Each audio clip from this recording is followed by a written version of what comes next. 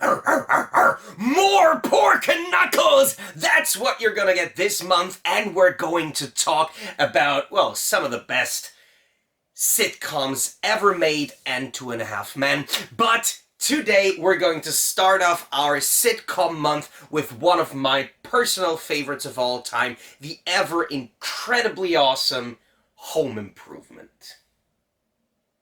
I think it's an absolute disgrace of a sitcom, and it should not have been commissioned after the first 10 You will minutes. have to leave this house now. It's misogynistic, it shows women in a degrading manner, it's some guy who is just talking absolute rubbish about tools.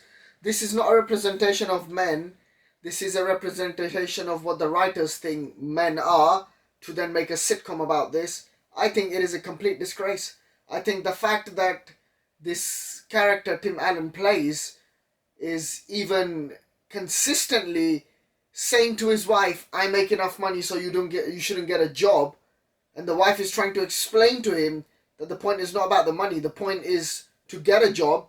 It's just poor storyline. It's not funny at all. I like the kids. The kids are fine, but to consistently just talk about American football, women are stupid, men are smart, tools, tools, tools. No one cares what the name of the screwdriver is. Just get a screwdriver, get a screw, put it in a table, job done. This is just such a boring premise. Unbelievable how it got commissioned after the first 10 minutes of the pilot. I don't understand. I really thought it would have stopped there.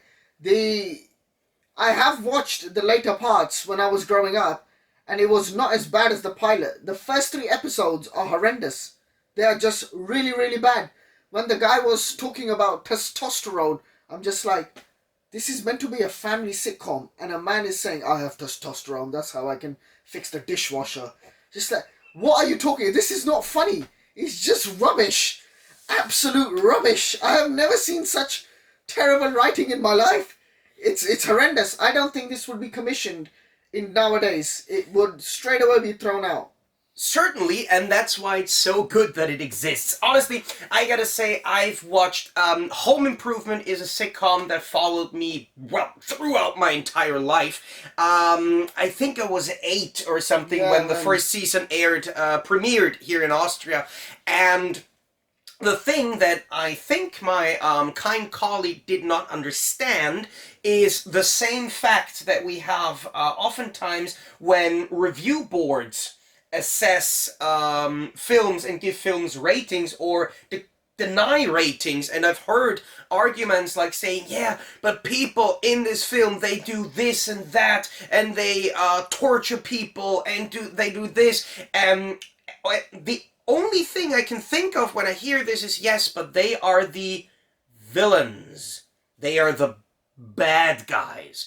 And this is the same thing. Tim Allen's character's not the bad guy. No, wait. That's the same thing that I just thought of when I heard your assessment of Home Improvement. Yes, Tim Allen's character, Tim Taylor, is maybe a misogynistic craphead filled with testosterone, but the thing is, he is a parody of himself. He says, "I have the best testosterone so I can repair the dishwasher." Then he does some then he gets the tools, and then the crap blows up. Sure. Showing that he is a moron. But showing that, however, doesn't mean you can allow a character to speak to women like this on TV. You can. You cannot. Of course you can. Kids will grow up watching this. No, of course. Well, they won't, because it's rubbish. Of course you can, because you fix the character's intentions. You show that what this character says is wrong. They won't understand the symbolism, intention, or idealism, or whatever. I was 8, and I speak to women like this on camera. I was 8 when I watched the show, and I got the fact that Tim Allen is an idiot. Tim Taylor, is an idiot, and Jill is the smarter person. Yeah, this is so obvious. Come on, yeah, absolute rubbish. I really watched it.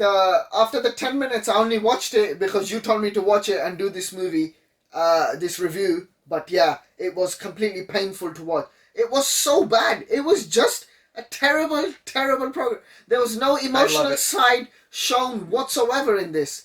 This is This well, that's pointless. but I think this is a problem that many pilots have. They have basically all the characters, all the locations, all of this that is then used in 20-minute intervals, Sure. and you maybe have 5 out of the 10 characters in 2 out of the 7 sets normally in an episode, but when you have the pilot, you need to cram everything in there. You need to set up every single character. And of course, maybe certain things get overlooked or are overly simplistic, because I don't think that Tim Allen's character, why do I always keep calling him Tim Allen, is a misogynistic asshole. I don't think that he is mean-spirited. He just is of the opinion that he is better. Rugby lad, yeah, like jock. That's just a crap opinion. yes, of It's course, a misogynistic that he's opinion. better than anyone else.